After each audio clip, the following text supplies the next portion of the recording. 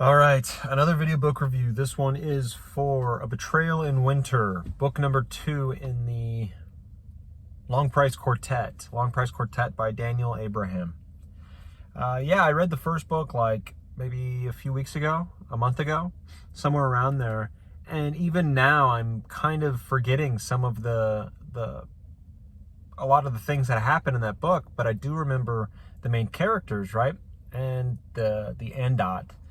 And this book, I feel, will run the same course, where it was really, really good when I read it, like really good.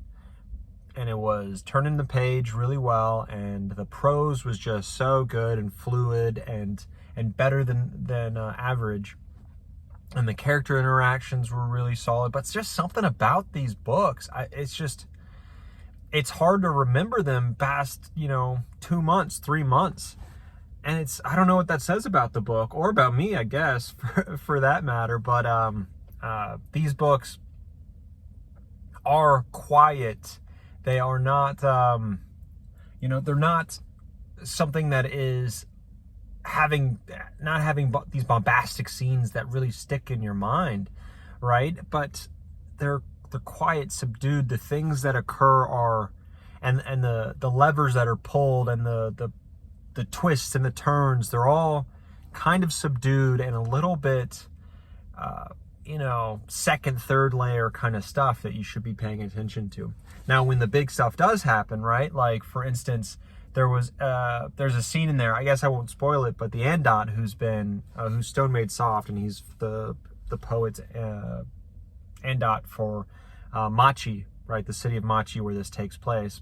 Both the books take place in one city only.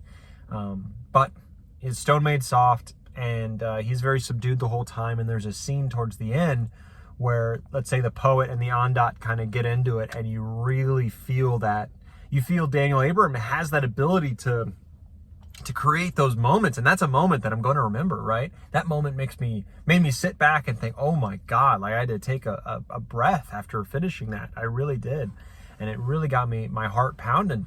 But the rest of these scenes don't do that. The rest of the stuff that happens are very, very, very mellow, it seems. Even like some pretty rough stuff that happens, it just feels mellow in comparison to other books that I read. But what I will say for these books is, and this book too, is it feels mature. It feels not like, oh, we're going to have sex on this page and horrible violence on this page and, awful nihilism on this page. That's not mature. That's not adult. That's not what I'm talking about. That's not those aren't the ingredients for an adult book, right? What the ingredients for an adult book to me is like adult characters speaking like adults about topics that are, mature in themselves, and the conversations and the actions that are being taken place and the decisions you are feeling they're being done by actual adults with thinking brains. And it doesn't feel like a high bar, but it is a high bar in a lot of these fantasies where, most of them are taking place with 16 to 25 year olds, right? Somewhere in there where you still are experiencing the world and getting used to the world, right? These are people in these books, most of them, like even in the first book, there was that older lady, right? She was definitely one of the better ones to read through her eyes. Yes, they were all like kind of teenagers, the other ones, and that brought it down a little bit. But this one, our characters are mostly like adults, kind of trying to get through this conflicted time, right? And our main characters kind of come back, Oda and Madi from the first books. We don't have Liat back at all, and then the other characters, right?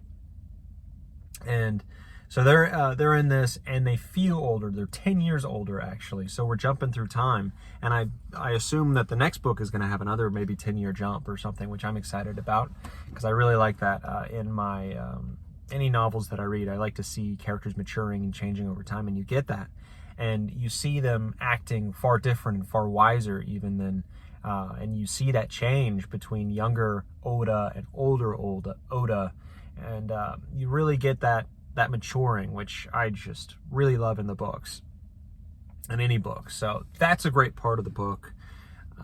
I feel like it hits harder than the first book in a lot of ways, because the story feels weaved together better, and the characters are all distinct, and I'm used to some of these characters already, so they're flowing really well together with the new characters. And the problem, right, the political struggle is with family members of Oda that we heard about, and it's very clear cut, and that's good. What really brought me down, though, was the mystery, or lack thereof, really, which is there's a mystery set up, kind of, but you're given both sides. So it's like you're watching the criminal and the detective at the same time as they dance around each other, kind of missing important things that they don't have context for obvious reasons, but we're the only ones with the context, so we can see this horrible tapestry being created due to, a lack of communication and a lack of knowledge with these characters. But we know the mystery inside and out, and we can see things falling apart on both sides all the time, right? So that's interesting in its own self, right?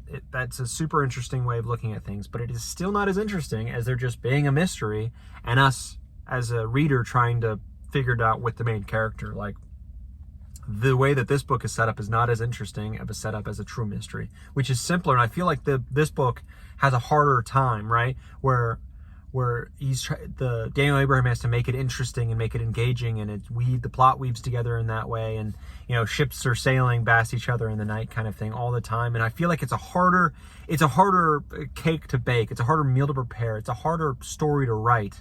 But at the end of the day, it doesn't taste as good. It's not as interesting. So that's kind of where I'm at with that. But I know a lot of people will probably find this more interesting than what I would wanted, I guess. But because it is interesting, and the characters are very interesting in themselves. So, it's a good book. It's a really good book, done really well, and I think done almost as best as you can do it with the recipe that was presented to us with these ingredients.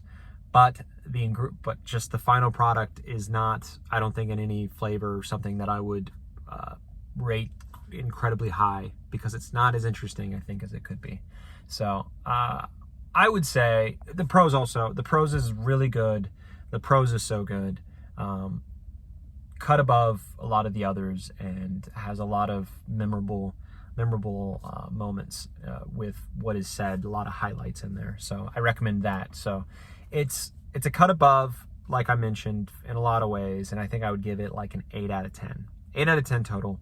So, and that's where these books are lying with me around. I can't remember where the first book is, but just on thinking back to it, it feels like an 8 out of 10 book to me. So both of these are kind of 8 out of 10. Strong series so far, and I look forward to the next one. So on to the next book.